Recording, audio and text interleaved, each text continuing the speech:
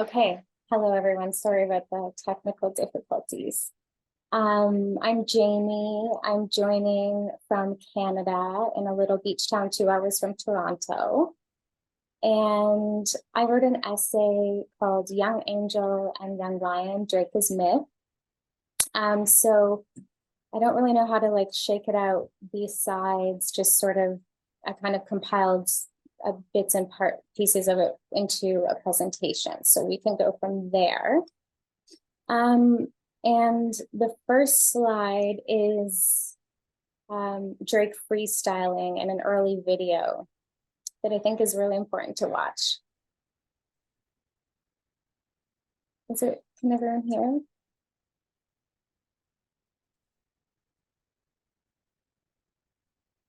Can people hear it?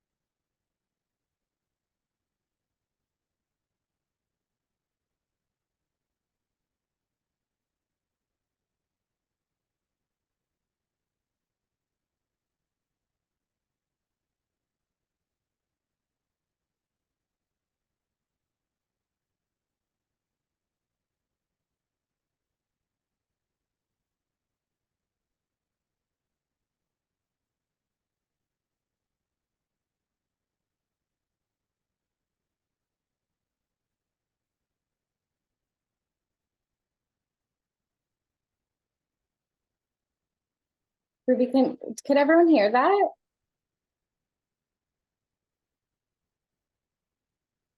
We could hear perfectly. Yeah. And you could hear the video? Yeah, we can hear the video perfectly. Okay, great. Okay, I just couldn't hear it on my end. So, okay, I'm glad. Okay, so I love that video so much because it's so cool now that time's passed to be able to look back at Drake as the young dreamer. And I think that's like a really big archetype that he portrays in his rise to fame.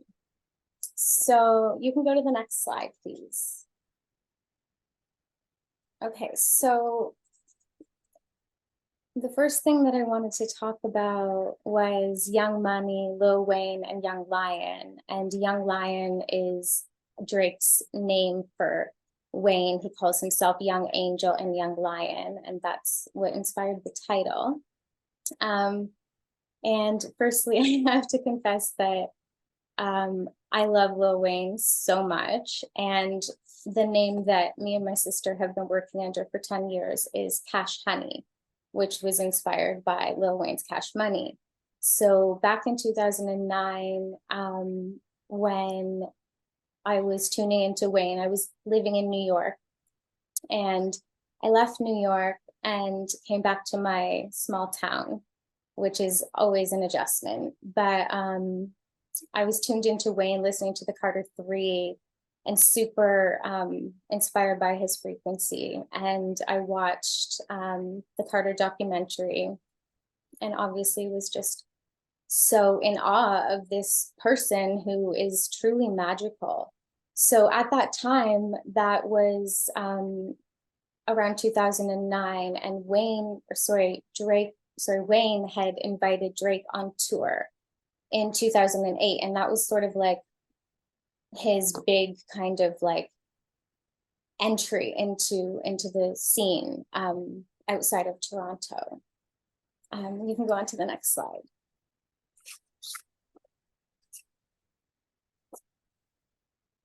There's the Carter. That's the album. Keep going. So I just wanted to bring up Lil Wayne's interview with Katie Couric in 2009. And it's such an iconic interview because it's such a dichotomy, these two different energies sitting together having a conversation. And it was truly a beautiful conversation. And in the interview, Wayne looks at Katie and says, "I'm a gangster, Miss Katie." And he's so very serious. And she says, what does that mean when you say I'm a gangster? And he says, I don't take nothing from no one. I do what I want to do, and I'm going to do that until the day I die. And if I can't do that, then I'll just die. You can keep going.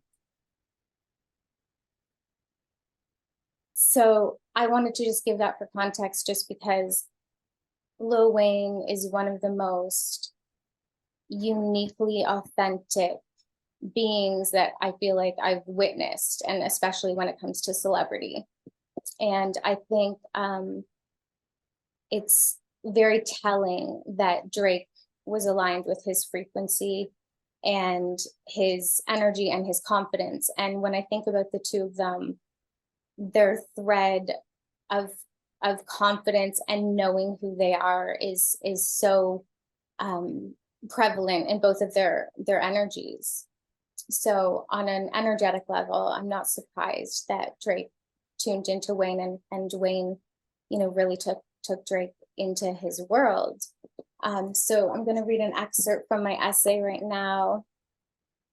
And it says, Drake is sitting on a brown leather couch in his mother's basement, scrunched beside two throw pillows in a gray hoodie, black sweatpants, and white athletic socks.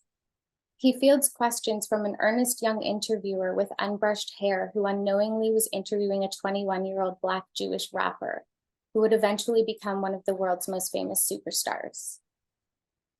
Drake's humility is cute, his confidence a magic wand wielded as a weaver of words and worlds that have manifested his destiny as the Sixth God.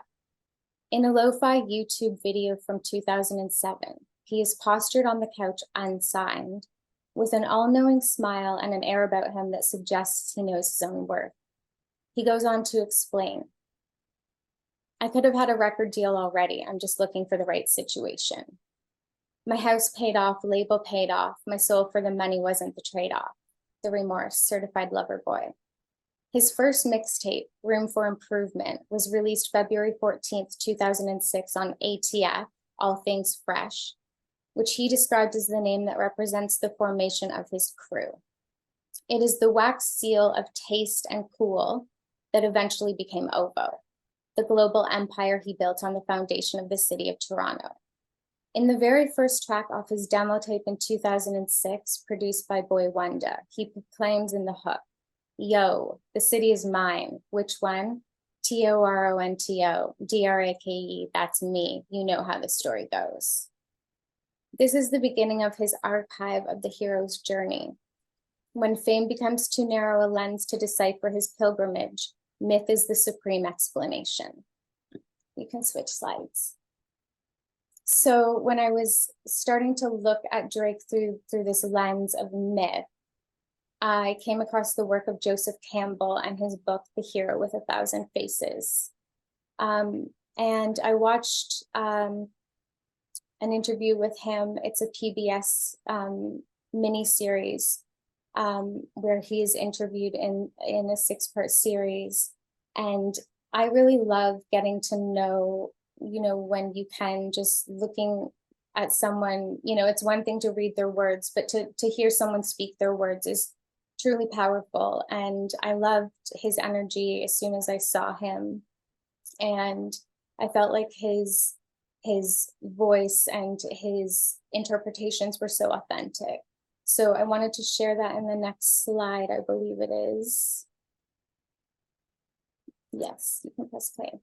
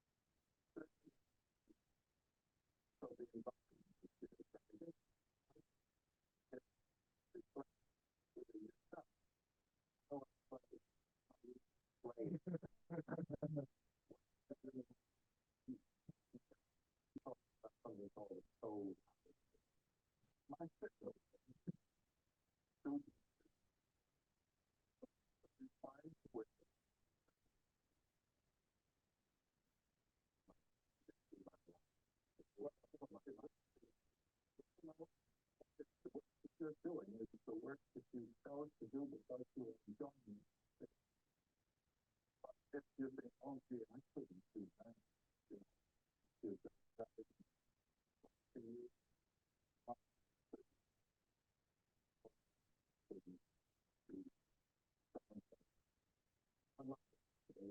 we're not going on our journey to save the world, but to save ourselves. The influence of a single person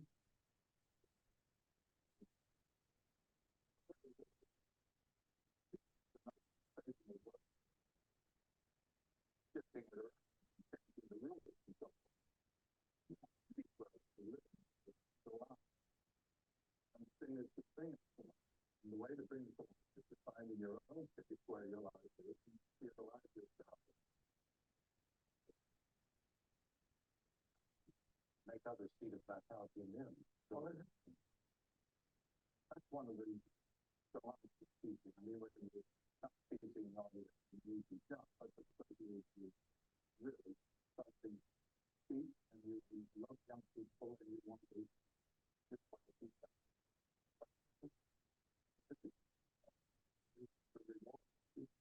You say, I have to take care of you, you have to play with your friends, you have to go alone. You have someone who can help you to find and do. To be done by you.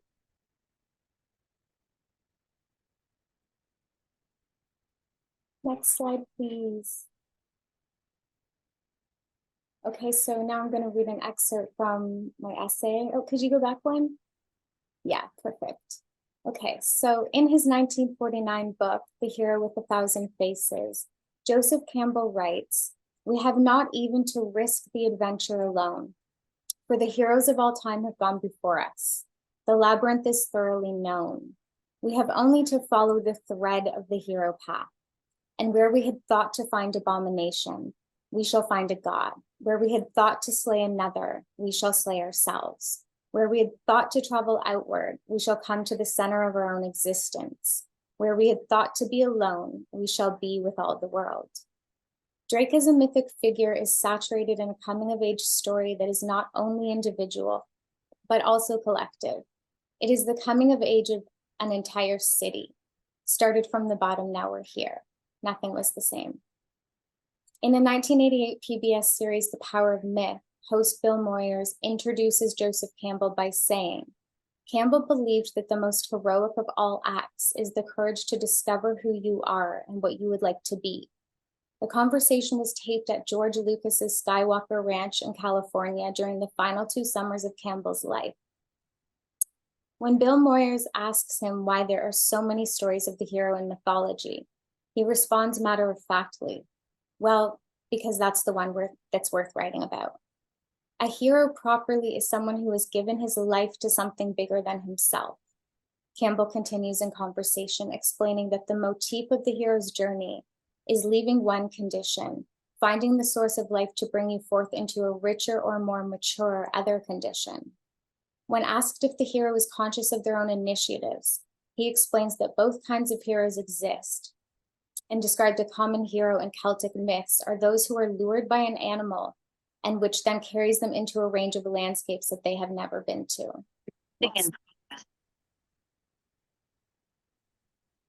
"I remember when you thought I was joking. Now I'm off singing karaoke, further than I've ever been before. Oh, whoa, oh, karaoke, thank me later." In the story of Drake, Lil Wayne, whom he refers to as Young Lion, is the magical animal that lured him into worlds he had not yet touched. Young Angel and Young Lion, Drake's poetic title for their union, is mythical.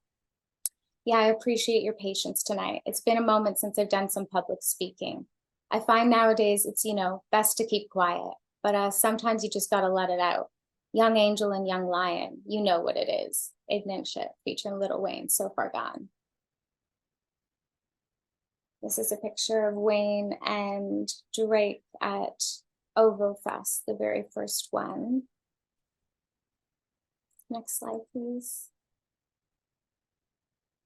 So I really think that So Far Gone was a big moment in Drake's hero's journey where he makes the departure to like leave, you know, his Toronto life behind in search of his destiny that he very well knows. And I think that's like so cool about Drake, and it's a beautiful energy that I feel like so many people pick up on, is his sense of knowing himself. And that becomes clear when he makes the hoodie for an OVO release that says know yourself, and I love that. Next slide, please. So the call to adventure and the departure and the return are the parts of the hero's journey. And as I was saying, I feel like So Far Gone was Drake's call to adventure. And then he goes out into the world and fulfills his destiny. And it's cool that we have time to look back on. And that's why I thought it was important to tune in with that first video of Drake, because you see, wow, how far someone can come. And it's the dreamer, and everybody loves the dreamer story. And it's important to remember that we are all dreamers. Next slide, please. Another, you know, really consistent thread for Drake and his music and his archetype is Drake as like the king of the city. And he really was this mythic figure that transformed the culture of Toronto and really gave Toronto a sense of pride. I used to live in Toronto back in 2004, and it's the city closest to me, so I dip into the city. And Toronto is truly such a special, magical, just authentic city.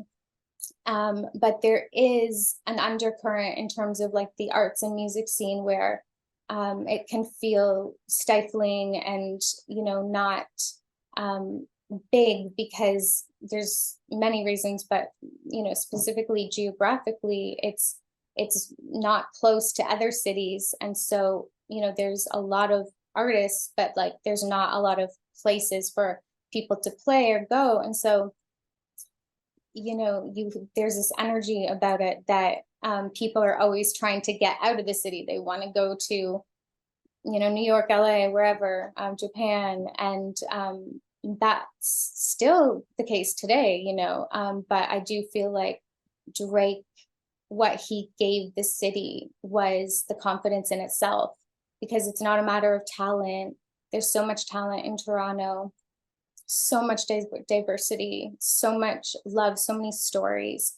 And Drake was the one that like was like, yeah, you are good enough. You are just like all the rest. And I think that that is such a huge part of his legacy. Next slide, please. Drake's crusade for the top was driven not only by his unshakable belief in himself, but also by his hardcore confidence in his city. Toronto, the archetypal underdog, had never come into itself on an international level in any industry, too chill to give off the voltage needed to achieve that kind of frequency. Toronto's laid-back sensibilities renders it more like a small town vibe in a big city. Its pace is slow. It moves like honey. The consensus coming from the hip-hop scene in Toronto is one of geographical limitations, frustrated by the lack of resources, scenes, and population. While everyone else dissed Toronto for its drawbacks and eyed the glittering lights of distant lands, Drake stood up for its possibility and claimed it. The city became a reflection of himself. I can't relate to these haters. My enemies never made it. I am still here with who I started with. The game needed life. I put my heart in it. I blew myself up. I'm on some martyr shit. Carry the weight for my city like a cargo ship. The resistance thanked me later. Okay, you can go back one slide, please. Oh, sorry, go for it. Thank you. Okay, look, me and Lil Sandra begging CDs in the bubble wrap. People recognize me from the TV, but I'm done with that. People don't want to see me succeed. This shit come with that. Even when I come back, I don't know if it's me that's going to be coming back. Soon as I left, I had to make peace with that. The Remorse Certified Lover Boy. Okay, so this is the part of the story where I wanted to include a personal part. And it's interesting because I debated about including this, but I think it's powerful and I think it ties into the whole story. So let me introduce this character on the screen. His name is Big Apple, and he is an icon in the hip hop scene, especially in Toronto. You can go to the next slide. So Apple used to, before anyone had, there was no social media really. It was like there was YouTube. This was back in 2006. And I met Apple through my sister's boyfriend, Martin, who goes by the name of Footage. He passed away 2 years ago, bless him. And Martin rolled with Apple. He was literally like the only guy with a camera, and nobody had cameras on their phone. This was 2006, 2007. Apple is beyond. He's a true hustler, a true character, and he is a dreamer. So he had a publication called Swag News, and it was so dope. It was in newspaper format, and he just handed them out all over the city. And he traveled all over the world and literally rolled with every single famous rapper really before they were famous. And he made a t-shirt back in 2006. And the t-shirt was the t-shirt he was wearing in the slide before that says, "I'm not a rapper." And on the back, it says, "Just a hustler that can rap good." So anyone that was in Apple's orbit donned these t-shirts, and he was always promoting his stuff, and through content on his TV show that came out, Big Apple's World. It aired on Sun TV at like 3 o'clock in the morning, I think. But I wanted to include Apple in this story because, well, first I want to just play the video. We can play this video because I want you to get a sense of who he is.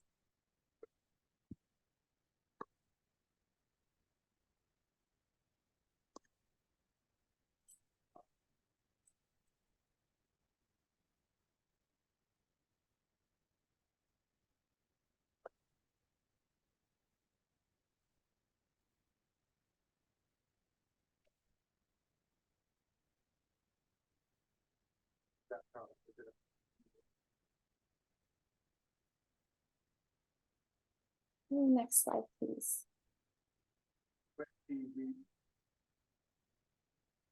Okay, so this is 2022.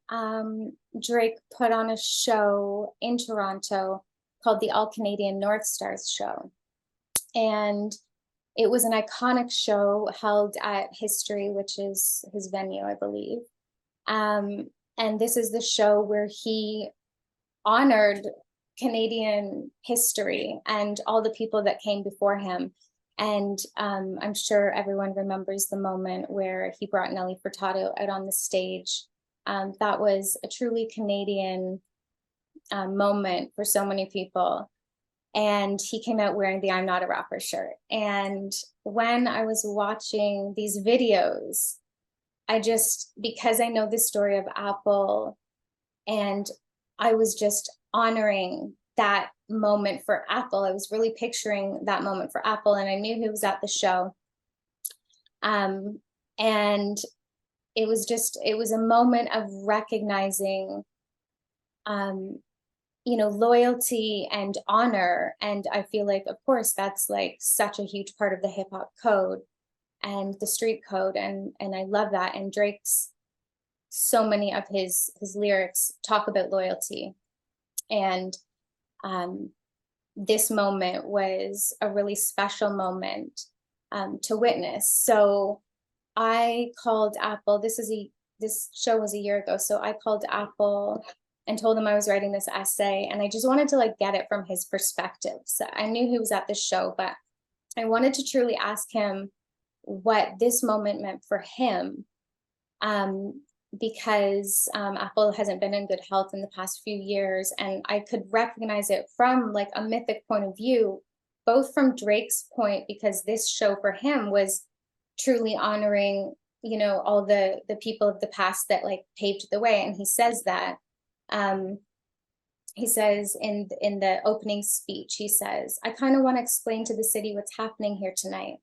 This is like probably one of, if not the most important event that we've ever done for OVA weekend. He says, tonight we are here to celebrate the true foundation of this city. And when I called Apple to ask him, he said that, you know, not only did he come out wearing the I'm not a rapper shirt, but he also included Apple in his speech. And I know that for him, it was just this moment of recognition. And I think like that's what everybody wants, you know, and deserves is just their stories being told. So he says, I want to shout out Big Apple in here tonight. Very, very influential to me. I don't know if anybody ever had like a I'm not a rapper t-shirt, but I did. I did, definitely. So he goes on to shout out, you know, rappers that came before him and influential people in the city, places, Flow 95, Flow 93.5, Electric Circus, Speakers Corner, Caravana Weekend.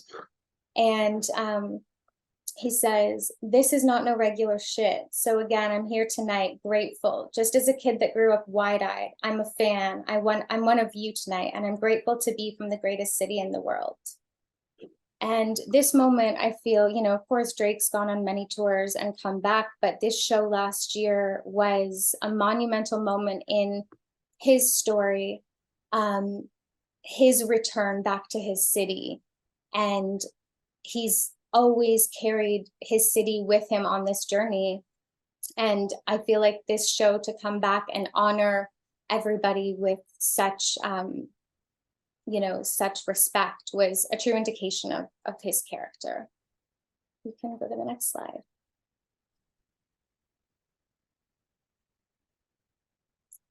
And then in the one lyric, he says, in Club Paradise from Care Package, he says, tell me, who did I leave behind? Do you think it got to me? I can just read your mind. You think I'm so caught up in where I am right now. But believe me, I remember it all. Next slide. And this was the Know Yourself merch that I was talking about earlier. And I think what's so resonant about Drake is that throughout this whole journey, you know, he has always remained so true to him and his crew, and not getting caught up in the, you know, the game and the matrix of the music industry. He's always carved his own path. He could be anywhere in the world. He came back to his own city. And I think that's a true hero's journey, is to return to where you came from. Next slide. One of my favorite lyrics. I'll take loyalty over an oh my and emoji fire. Next one. Okay, the return is the last stage in the hero's journey. It is when the hero returns accomplished, celebrated. For Drake, this night represented the spire at the top of his steeple, where all his folk tales, experiences, stories, and poetry reside. He's a collector of tones, rhythms, beefs, and beats. He dips his paintbrush in every culture, his palette rich with diversity. Drake affirmed his city by holding it up to the light of the world's stage and dropping a diamond pin in the map. Like the roses and dahlias that hold on until Toronto's last frost, Drake held on to his vision, slaying the dragons of the machine by staying true to himself, his city, his crew, and his values. The world is yours, but the city's mine. Pipe down, certified lover boy. I think that's it. Thank you so much. Thank you. It was an honor. I was very excited to get this very personal account of Drake's story from a person who, you know, lived in Ontario and was a regular in Toronto And there's truly so many different people who are involved in this journey from a purely like personal level. So it was great to see them mentioned and noticed in your piece. Thank you. I have a question for you. So part of the hero's journey is of course the slaying of the dragon, but also combating enemies. Who in this journey are Drake's enemies in your perspective? I love that you asked me that question because I listened to Drake's entire discography for this piece, and I'd actually never done that before. I've honestly always been so drawn to Drake just as literally, truly like a mythic figure. Like I have so much respect for who he is. So it was really cool. Not that, of course, I've listened to Drake's music, but not with this lens. So that is one of the things that was so noticeable and consistent in all of his records was talking about his enemies. And he calls people out. And I thought it was interesting in Reese's presentation how he mentioned that that Drake speaks to the listener, and he does. And I really feel that he speaks to his enemies in his music and all of his albums as well. And his enemies are, it's so typical. It's so typical of the rise of fame, which is, the betrayal of people that you loved, your closest friends, business relationships, even the city. And, we can only imagine what those dragons of fame are. But I think when it comes to fame, when it comes to money, when it comes to superstardom, nothing can surprise you.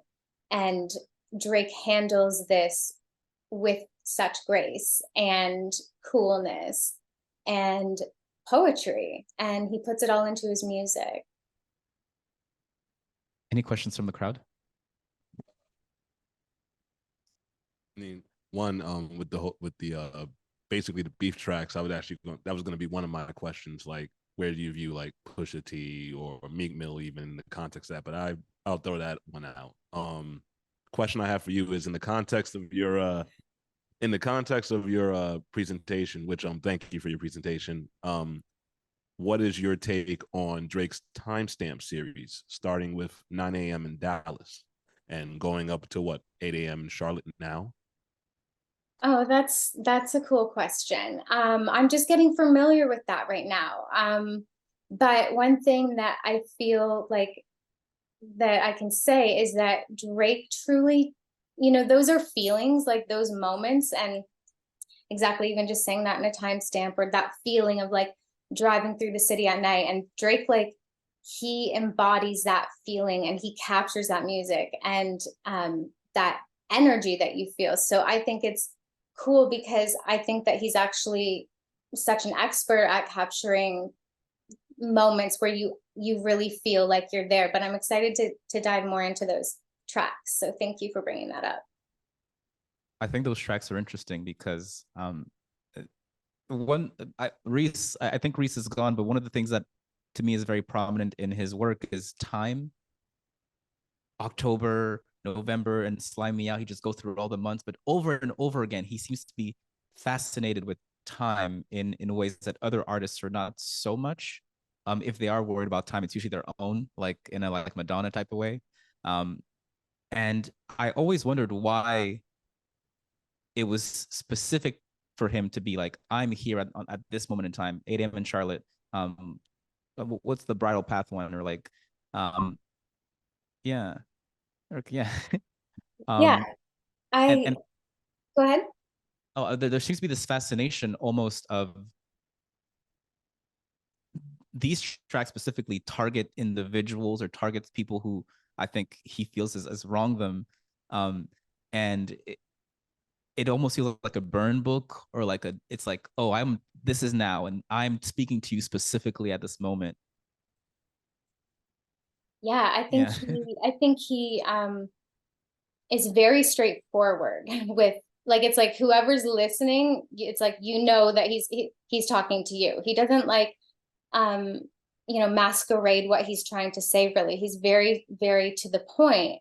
And I think like Drake is just he's very emotional and he's very vulnerable. And, you know, that even just goes with like the pace of his music, even just, you know, the singing, the Southern drawl, like the slowness. And I think that his emotions, you know, translate his emotional, you know, demeanor really translates, and he's really like unafraid to just put it into a sentence that it doesn't need to be deciphered, you know, which I think is confidence.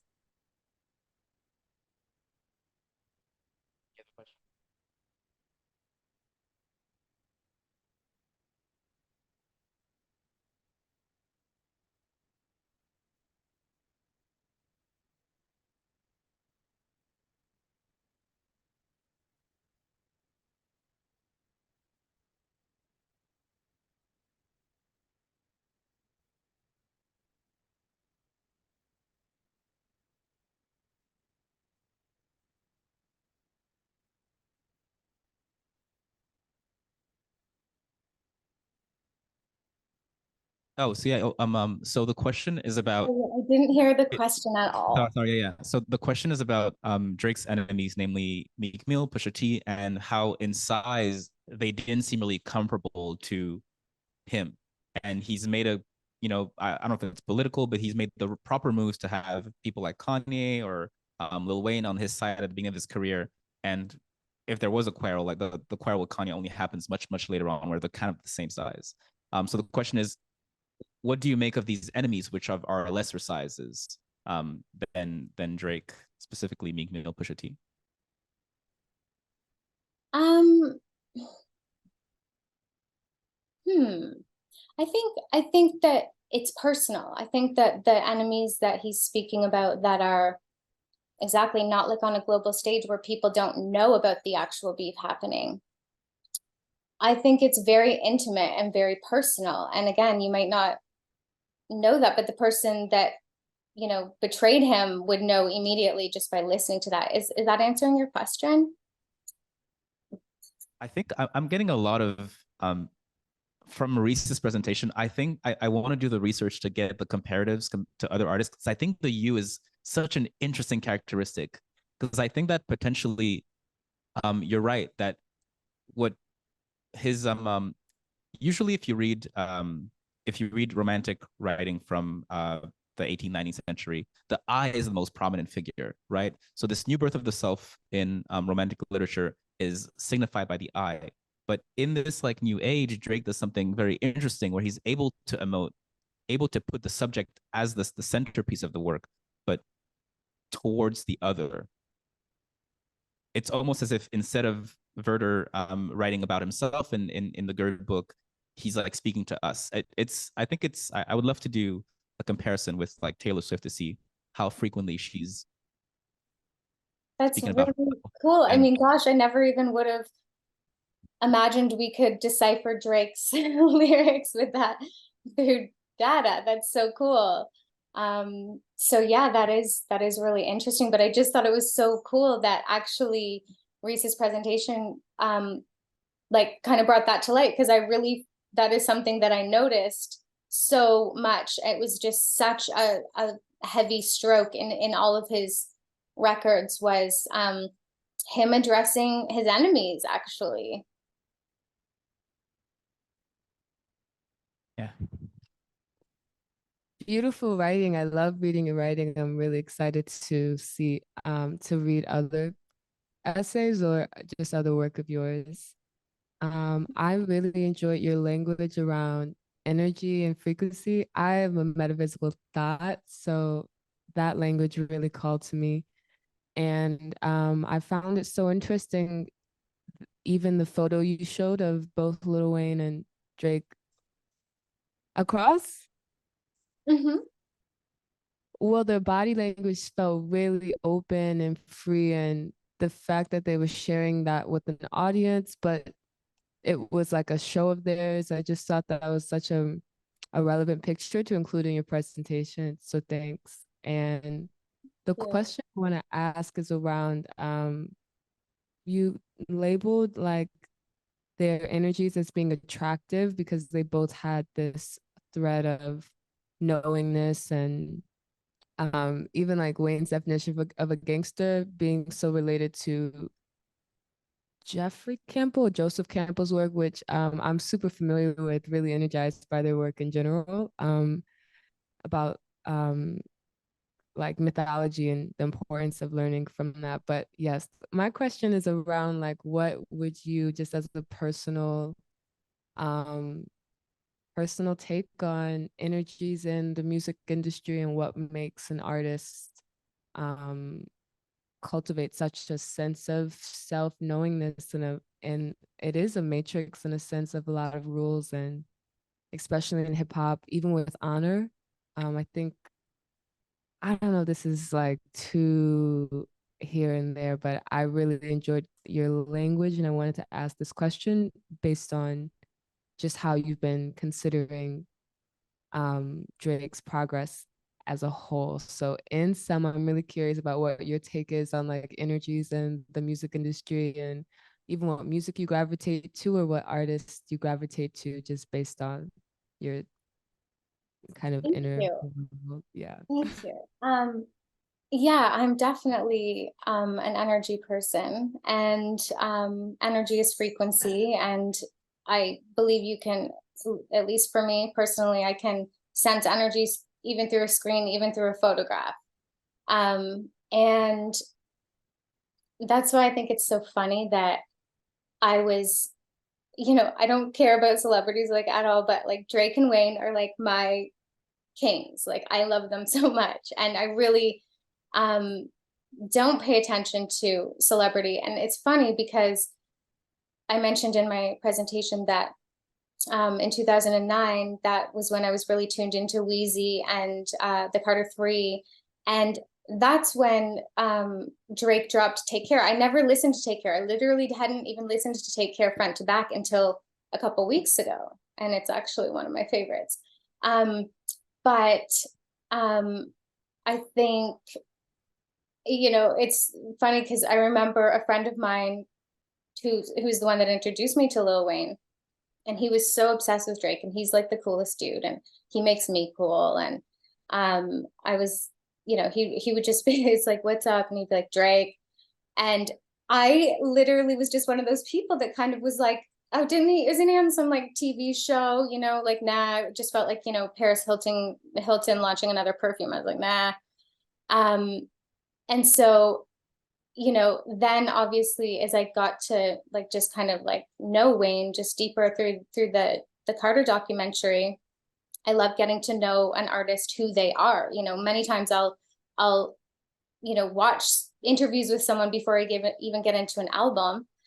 And that's how, it was sort of like, oh, okay, like if Wayne's talking about this guy, then obviously he's like top of the top. So yeah, energetically, it's just been this like constellation, like where I've just felt completely aligned with them. And what makes them so them is their like non-compliance with the like music industry. And they've always stayed in their own lane. They've always done their own thing. And what I think is so beautiful and telling is that Wayne, Nicki, and Drake are all still on the same page, same team. And he brought them out last year at the OVO show, celebrating Young Money and their alliance. So I just love that level of loyalty, and I have a lot of respect for it. Thank you so much, Jamie. Thank you.